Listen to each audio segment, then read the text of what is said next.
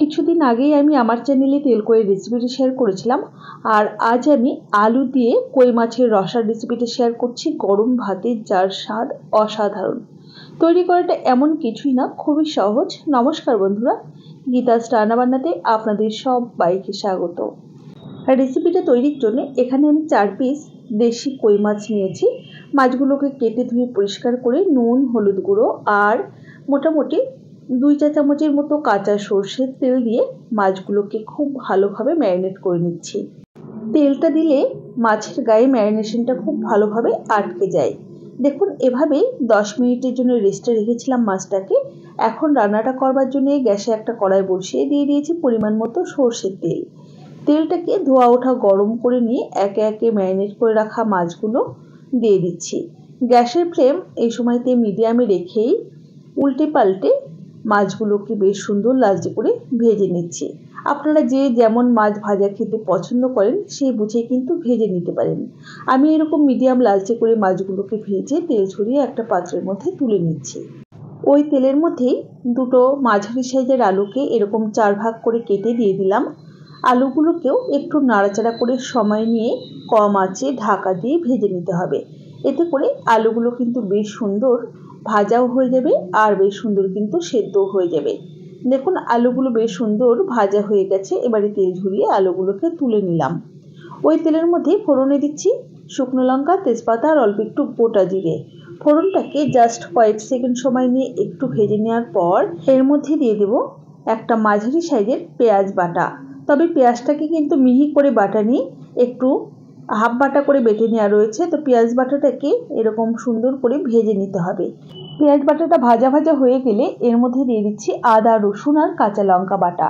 এখানে half inch পরিমাণ আদা, 5-6 কোয়া রসুন আর 4টে কাঁচা লঙ্কা একসাথে বেটে সেটা দিয়েই খুব সুন্দর করে ভাজা ভাজা করে নিলাম।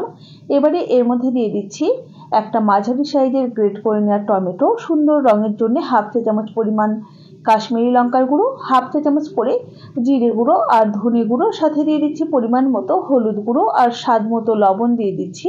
এখন মশলাটাকে ক্রমাগত নাড়াচাড়া করে খুব সুন্দর করে কষিয়ে নেব। মশলা কষিয়ে নেওয়ার সময় গ্যাসের ফ্লেমটা কিন্তু একটু কমিয়ে রেখেই মশলাটাকে কষিয়ে নিতে হবে। এতে করে রান্নার স্বাদটা কিন্তু খুব ভালো আসবে। দেখুন, মশলা কষিয়ে নেওয়ার পর ভেজে রাখা আলুগুলো দিয়ে দিয়েছি, সাথে অল্প একটু জল দিয়ে নাড়াচাড়া করে খুব ভালোভাবে মিশিয়ে নিলাম। আর গ্যাসের ফ্লেমটা কমিয়ে রেখেই ঢাকা দিয়ে মোটামুটি আরও 4 থেকে 5 মিনিট সময় নিয়ে কষিয়ে নিয়েছি। খুব সুন্দর দেখুন কষিয়ে নেওয়া হয়ে গেছে। একটু নাড়াচাড়া করে মিশিয়ে নিয়ে গ্রেভির জন্য দিয়ে দেবো পরিমাণ মতো গরম জল।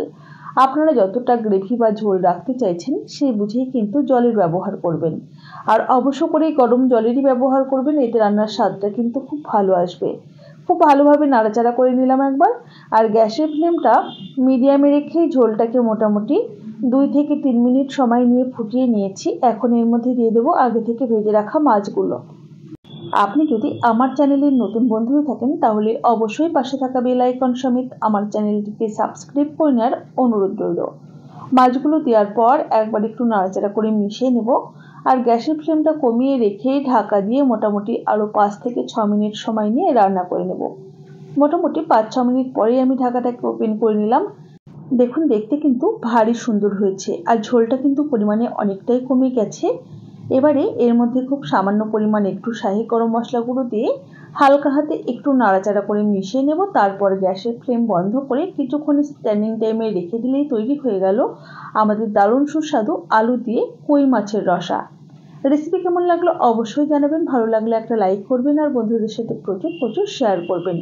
আজ তাহলে এই পর্যন্তই। সকলে ভালো থাকবেন, সুস্থ থাকবেন। হাজির হয়ে যাব নতুন কোনো রেসিপি নিয়ে। ধন্যবাদ।